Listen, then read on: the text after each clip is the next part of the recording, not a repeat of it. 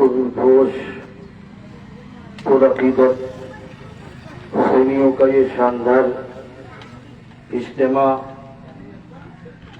और यहाँ पर बैठे हुए तमाम हुसैनी काबिले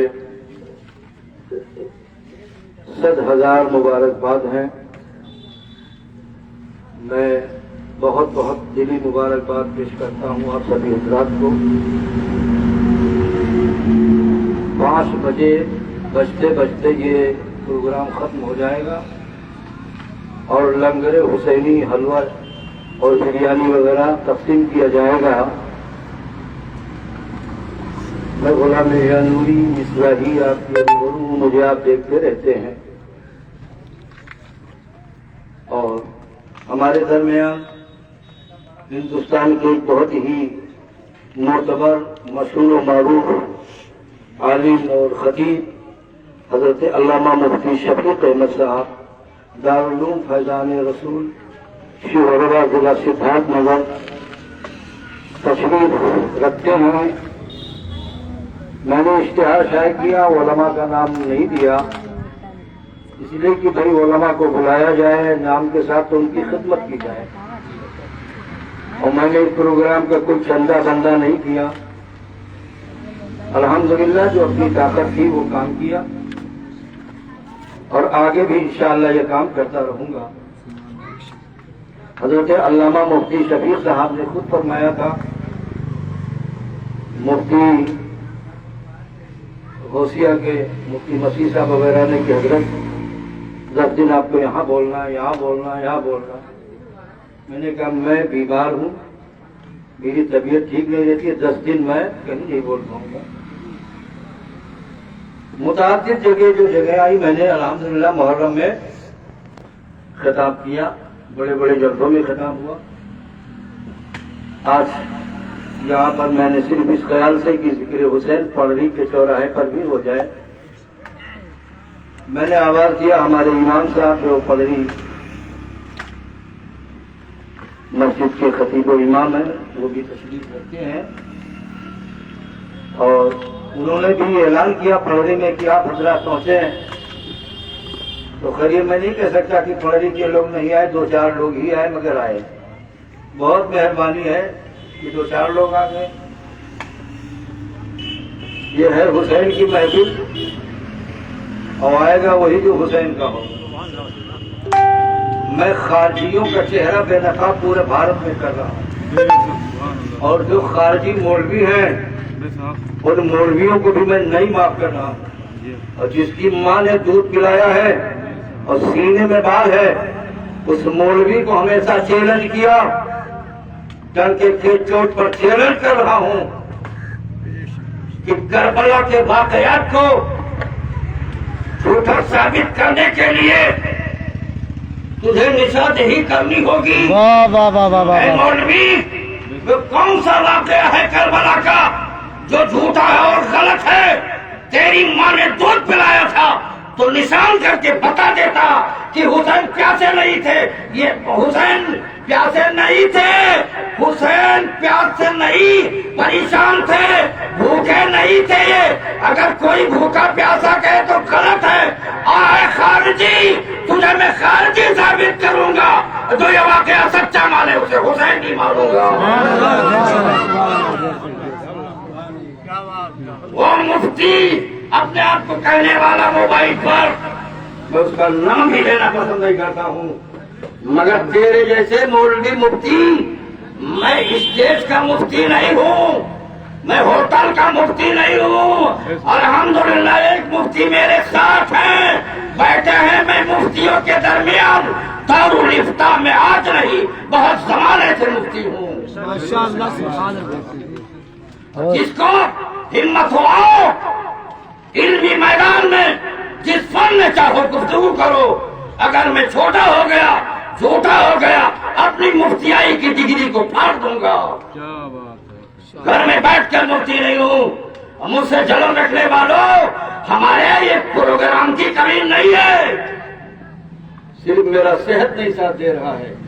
मैं रात में कहा था आपके गांव में, बढ़ारा में, ये बेटा लड़का बैठा हुआ है परेशान, ہم نے کہا مت پریشان ہو، میرا حال یہ ہے کہ طبیعت ٹھیک نہیں ہے، پروگرام ہوگا حضرت، تو میں یاد کرنا چاہتا ہوں پڑھنے کے حضرات سن لیجئے، حسینی بن کے رہو اور ہر حسینی عالم کا ساتھ دو،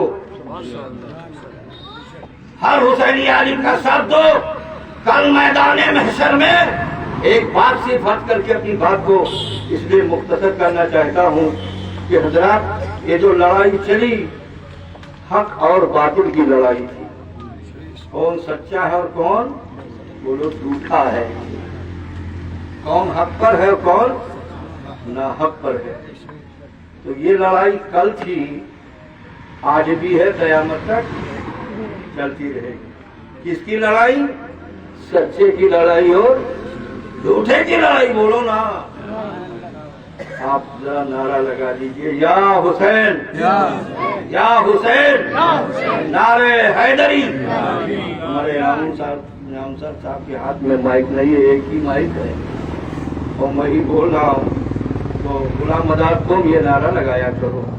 ہم یہ چاہ رہے ہیں کہ ہمارے مفتی شفیع صاحب کا بھرپور بیان ہو، اور میں اپنی بات کو بالکل سمیٹوں گا اس بات پر کہ آپ حق والے کے ساتھ ہیں یا نا حق والے کے ساتھ؟ بولو سبحان اللہ، سبحان اللہ۔ اور حق والا کبھی میٹھا ہے؟ یہ بولو نہیں، یعنی حسین والا کبھی، علی اکبر والا کبھی نہیں مٹے، نہ میٹھا ہے نہ جھکا ہے۔ کیوں؟ اس لیے کہ میرے حسین نے کربلا کی زمین پر اپنے نانا کی امت کو پوری ضمانت دے دی، پوری ضمانت دے دیا، اور کہا ہے حسینیوں تم اسی شان سے قیامت تک زندہ رہنا، جب حق کی راہوں میں بات آ جائے تو تم کربلا والے حسین کی طرح سر تو کٹا دینا، لیکن باطل کے سامنے کبھی سر نہ جھکانا۔ تو ہم حسینی سر کٹانے والے ہیں، سر جھکانے والے نہیں ہیں۔ تو یہ دیوانے جو حسین کے ہیں، حق کے ساتھ رہو، سچ کے ساتھ رہو، باطل ہمیشہ شرمندہ ہوا یہ ضرور ہے۔ حق والوں کو ستایا گیا ہے، حق والوں کو آزمایا گیا ہے، حق والوں کا گھر لوٹا گیا ہے، حق والوں کو پیاسا رکھا گیا ہے، حق والوں پر ظلموں پر ذریعت کے پہاڑ ٹوٹے ہیں، حق والوں کو ہمیشہ مٹانے کی کوشش کی گئی ہے۔ ارے یہی تو حق کی شان ہے، یہی تو حق کی پہچان ہے، آندھیاں چلتی رہے اور حق کا چراغ جلتا رہے۔ آندھیاں چلی کربلا میں، حضرت قاسم پر چلی، حضرت علی اکبر پر چلی، عباس اعظم پر چلی، اہل بیت کے خلاف چلی، ظلم کی آندھی چلی، بربریت کی آندھی چلی، ستم کی آندھی چلی، تلواریں چلتی رہی، تیر برستے رہے، سینان چلتے رہے، لیکن حق والے آگے بڑھتے رہے، سر کٹاتے رہے، سر کٹتا رہا، بازو کٹتا رہا، کارواں لٹتا رہا، لیکن حق والے نہ جھکے نہ دبے، خود کو خدا کی راہوں میں قربان کر دیا، حق کا پرچم بلند۔ نعرے تکبیر، نعرے رسالت، نعرے حیدری، ذکر امام حسین، یا حسین یا حسین، نعرے تکبیر، نعرے رسالت۔ یہ ہے حسینیت کی شان سننے مسلمانوں، اور میرے آقا نے ارشاد فرمایا، حدیث ہے ترمذی شریف کی حدیث ہے، سنیے، میں بہت ہی محبت سے اس حدیث کو بیان کرتا ہوں۔ جب حسینی قبر میں اتارا جائے گا، حضرات سب کو تو مرنا ہے، لیکن اللہ ہم کو کون سی تو نعمت دے دے کہ قبر میں جاتے جاتے ہم کو آرام مل جائے، بولو سبحان اللہ۔ قبر میں جاتے جاتے سکون مل جائے، وہ کیا ہے اللہ کے نبی ہم کو عطا ہو، تو آقا نے ارشاد فرمایا، ترمذی کی حدیث ہے، بولو سبحان اللہ۔ آقا ارشاد فرماتے ہیں، اہل بیت سے محبت کرنے والا، خاندان رسول پر جان قربان کرنے والا، جب دنیا سے جائے گا اور قبر میں اتارا جائے گا، جیسے ہی وہ قبر میں اتارا جائے گا، فرشتے منکر نکیر آگے بڑھ کر اس کا استقبال کریں گے، کہیں گے قبر میں آنے والا